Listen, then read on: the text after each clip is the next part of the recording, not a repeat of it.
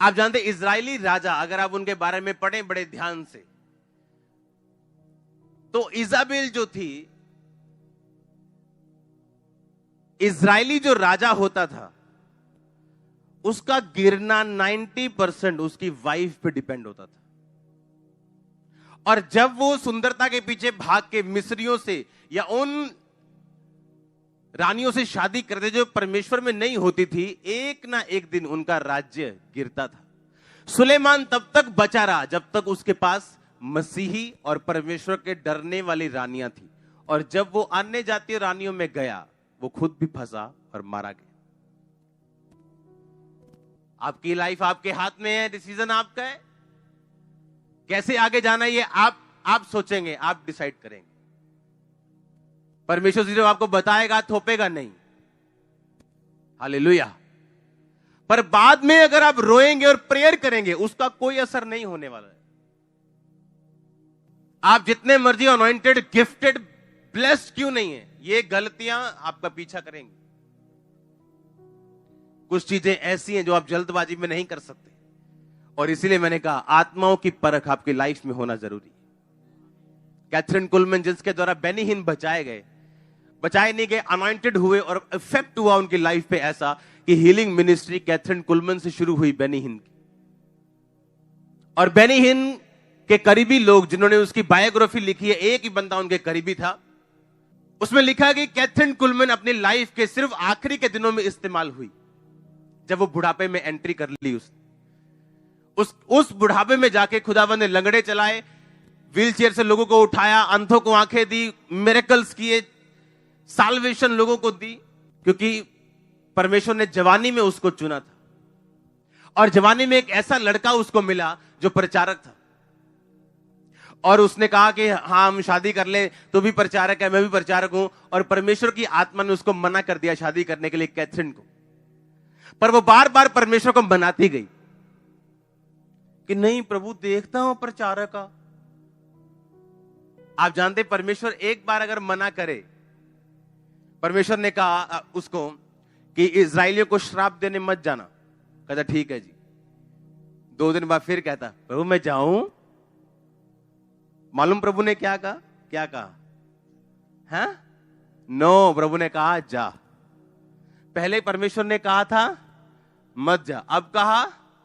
क्या परमेश्वर बदल गया? परमेश्वर को मालूम था तू एक ढीठ व्यक्ति है, तूने फैसला कर लिया है, तो तू अब जा। और उसने फैसला कर लिया था कि मैंने शादी इसी से करनी, और उसने शादी की। और जब तक उनकी मैरिज रही तब तक वो इस्तेमाल नहीं हुई। उसने प्रीचिंग भी की, उसने टीचिंग भी की, पर प्रभु ने कभी काम नहीं किया जब तक वो अलग नहीं हुई और उसकी लाइफ फिर शुरू हुई। आप समझ रहे मेरी बात?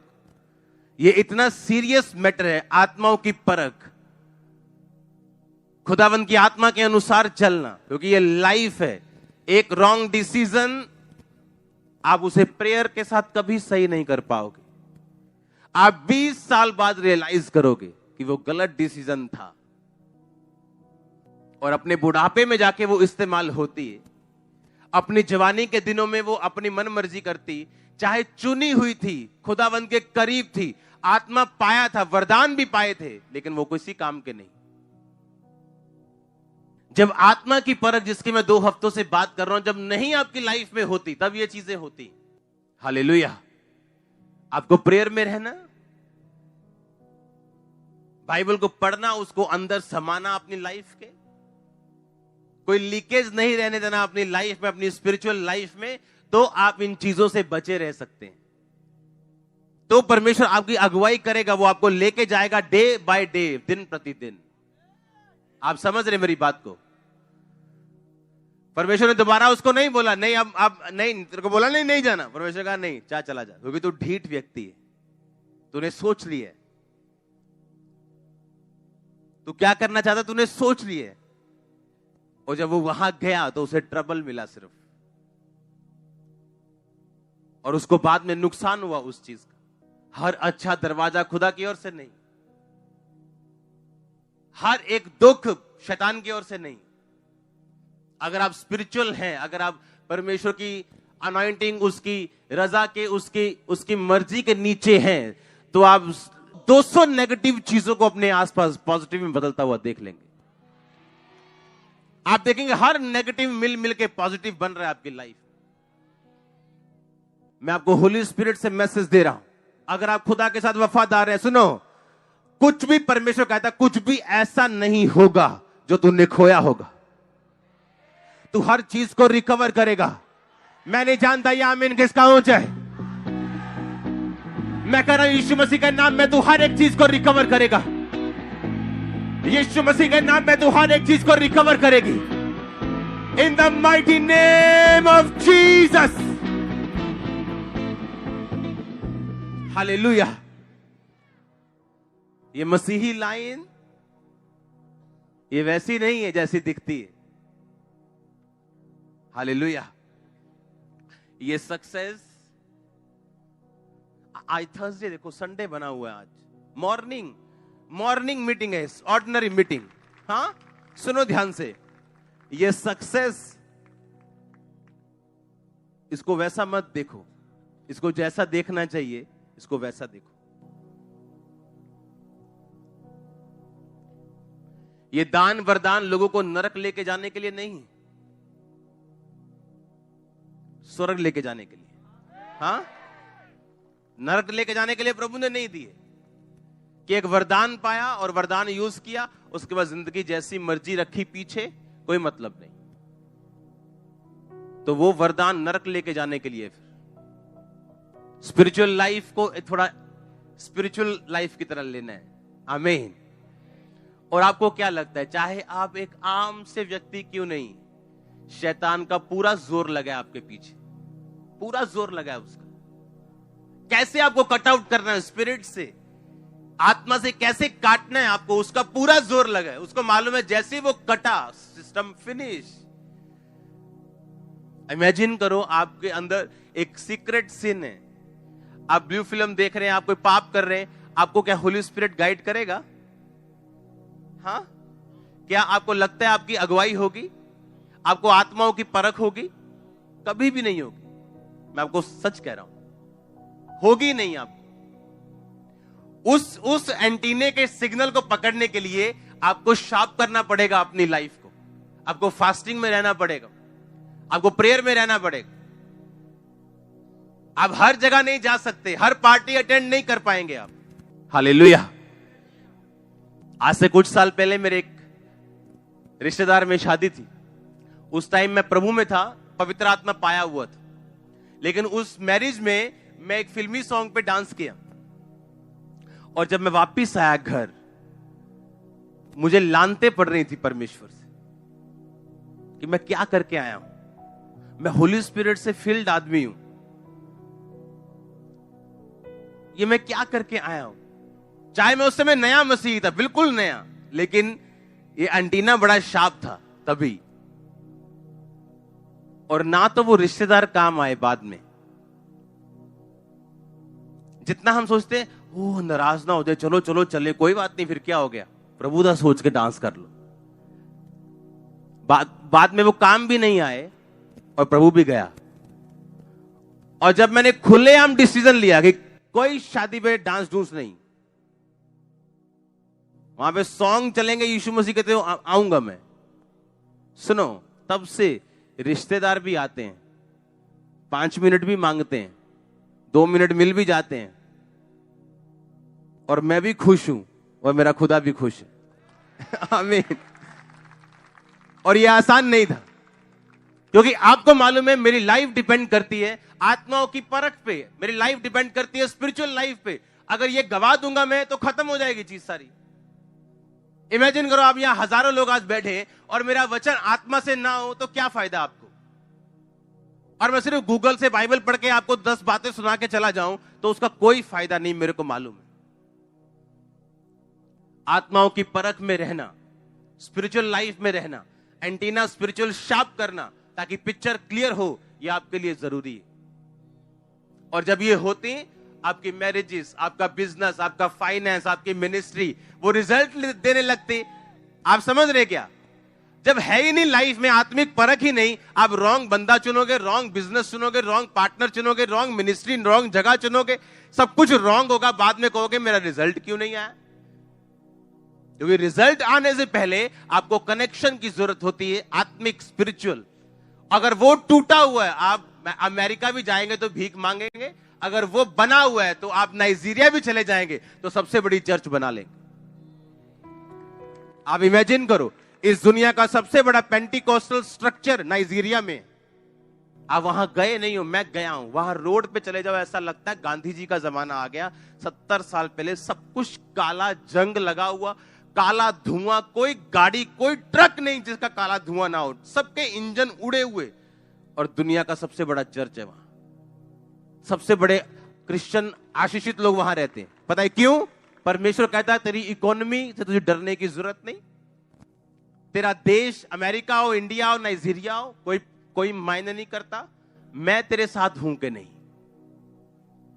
तेरी आंखें खुली हैं कि नहीं, आत्मिक बातों की तुझे परख है कि नहीं, कौन सा आत्मा तेरे साथ बात कर रहा है तुझे मालूम है कि नहीं। परमेश्वर 2 मिनट पहले जिस अपने प्रेरित को, जो सबका प्रधान था पतरस, जिसको ये कह रहे थे कि मैं तेरे पे बड़ी कलीसिया बनाऊंगा, अधोलोक के फाटक प्रबल नहीं होंगे, तो ऐसे जाएगा और शैतान के फाटक को तोड़ के लोगों को बचा लेगा।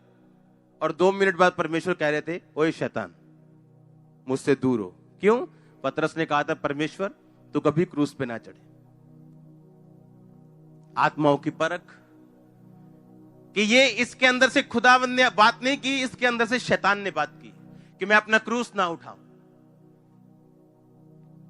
आपका पक्का दोस्त, बेस्ट फ्रेंड आपको संडे आने के लिए मना कर रहा है। आपको क्या लगता है आपका फ्रेंड बोल रहा है, उसके अंदर से कौन बोल रहा है? और जब आत्माओं की परख होती है, आप समझ जाते हो कौन सा आत्मा इस बंदे के पीछे काम कर रहा है। आप उसका इलाज कर लेते हो, अपनी आत्मा में समझ जाते हो, रॉन्ग डिसीजन नहीं लेते हो, और उसके आगे आपकी नेक्स्ट लाइफ निर्भर करती। परमेश्वर आपको फिर स्टेप बाय स्टेप नए लोग, नई चीजों को देता है जब वो आप में इतनी स्पिरिचुअलिटी को देखता है। आप समझ रहे मेरी बात को? और जब कनेक्शन ही कटा हुआ है तो आप फिर कुछ पता नहीं क्या करना है जिंदगी में। ये उन लोगों का हाल है जो स्पिरिचुअलिटी में नहीं। अगर आप हैं फिर भी कंफ्यूज हैं, उसी स्पिरिचुअलिटी में बने रहिए, क्योंकि कंफ्यूजन जाने वाली। मैं आपको सच कह रहा हूं, कंफ्यूजन नहीं आएंगी, आएंगी, मुश्किलें नहीं आएंगी, आएंगी, डर नहीं आएगा कि दुख नहीं आएगा, सब कुछ आएगा, पर आप वो बना नहीं रहेगा आपकी लाइफ। अर्थ ये धरती यीशु मसीह को रख नहीं सकी क्योंकि वो धर्मी था और उसको रिजेक्ट करना पड़ा, क्योंकि धर्मी की लाश को वो ले नहीं पाई। आप समझ रहे मेरी बात को? दुख आपको रिजेक्ट कर देंगे, पेन आपको रिजेक्ट कर देगी, वो तकलीफ आपको छोड़ देगी, क्योंकि आपकी लाइफ में टिक नहीं पाएगा। वो 3 दिन के लिए आ सकती, लेकिन संडे सुबह आपकी होगी। वो शुक्रवार शनिवार के लिए हो सकता है, लेकिन संडे आपका होगा। महंगा सौदा है भाई। बोलो अपने पड़ोसी को, बोलो महंगा सौदा है शैतान के साथ डील करना। वो सुंदर क्यों ना हो, आशीषित क्यों ना लगे, पर ये महंगा निकलेगा। आत्माओं की परख में रहना जरूरी है। आमीन। आप समझ रहे हैं मेरी बात को? क्यों जरूरी?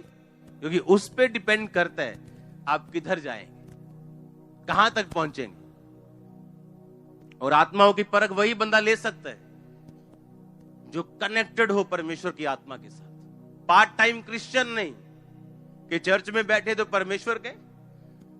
मैंने ऐसे लोग देखे हैं, स्टेज पे चढ़ने के लिए आपको बोलेंगे हम स्टेज पे चढ़ के गाना गाना चाहते हैं, इतने वो अपने आप को धर्मी कहते हैं। और जब उनके घरों में शादियां होती तो कोई दुनिया का गाना नहीं जो बजता नहीं वहां, कोई दुनिया की शराब की कोई ब्रांड नहीं है जो खुलता नहीं वहां। आज उसका असर नहीं होता, लेकिन कल होता है। उस समय परमेश्वर आकाश से कोई आग नहीं बरसाता, लेकिन शैतान डंडे मारता है। बात